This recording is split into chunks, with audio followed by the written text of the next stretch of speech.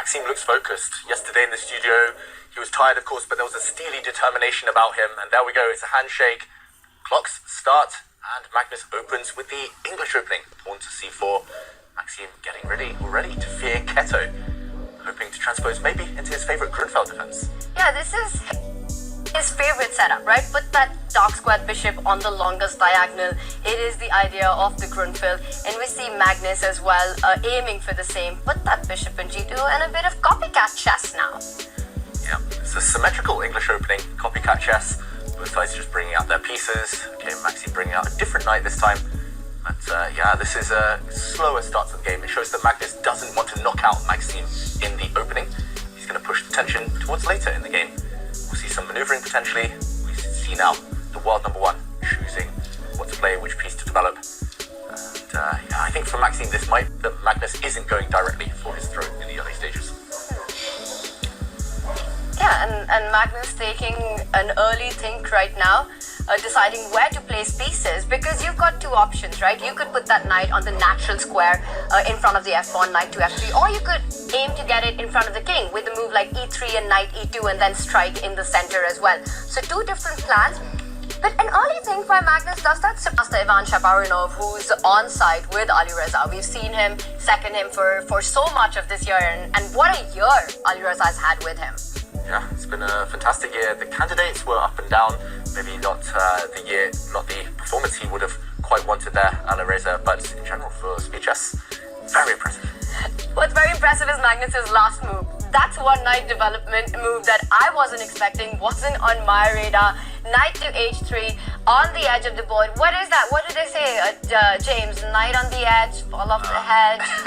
I've never heard that one. That's one. a nice one though. But knight on the rim is very dim or slim, whatever you want to call it, grim. But I did like this idea. I like the creativity that Magnus is trying to bring here with the knight h3 move. He says, I'm going to bring this knight to the center of the board via f4, which he does immediately. And of course at home, yeah, you can put the knight on the edge or the knight on the rim. It's going to be dim, but immediately you should probably move it towards the center within a move or so, as we've seen Magnus do. He went knight h3, immediately moved it to f4, so now it's closer to the center, eyeing the d5 square. And actually, I think taking MVL out of prep because he stopped to think a little bit there. He's still up on time, but he definitely hesitated, trying to figure out, okay, I wasn't expecting that. What are we going to do? What's your idea? Trying to figure out things here. I like the choice from Magnus. This has to be over-the-board inspiration by Magnus, right? Look at his clock, 7.5 minutes, already burned 2.5 minutes, and plays this very non-standard knight development move.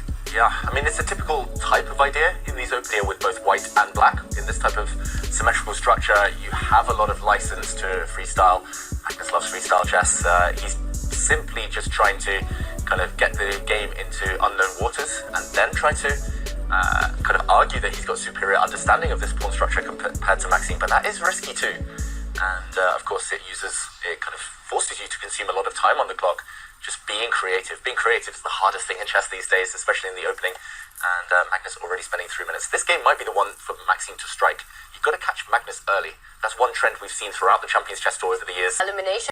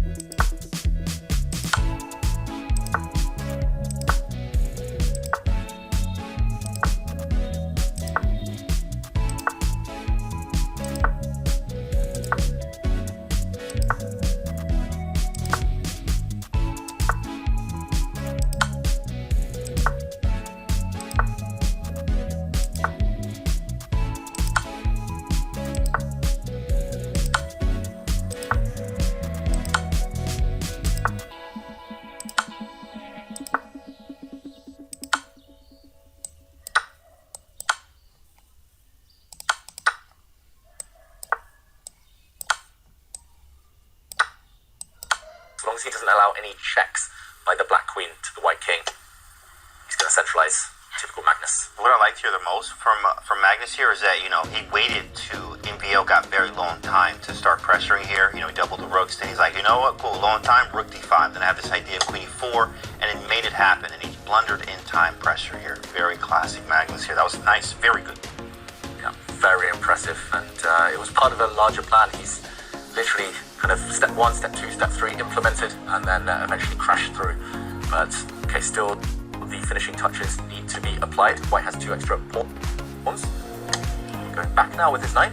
It's always so tricky when you're playing against a queen and a knight as well. And look at Maxime. He's trying to create his chances against the white king, planting that knight on g4 and also targeting the pawns on the queen side. So there's work to be done. Magnus doesn't care about his pawns because he cares about Maxime's king right now. He's coming in. f7 is a tender spot. Taking on b3 is what Maxime is calculating. Can he do that? That's playing with fire. 5, 4. Make a move. He jumps in, keeping the white queen honest, but there's simply no threats here for Maxime Vachier-Lagrave. White queen now jumps across with a check. Still have to keep the white king safe though. Still got to be slightly careful. He's going to come back with the queen on the second rank, keeps everything defended. Ooh, now the black king is bare. It has no defenders around it. Can Magnus now deliver the final blow? Where is the checkmate? He has to find it because that f2 pawn is very weak otherwise. Checkmate in 4 moves. If he finds it. I think he has. That's the second move. And that's it. It was checkmate on the next move. Magnus Carlsen finishes the job in style. Wow. Magnus takes the victory. Really impressive stuff. Really nice finish to it as well. If the white knight was captured, the white queen would have slid across 1 square.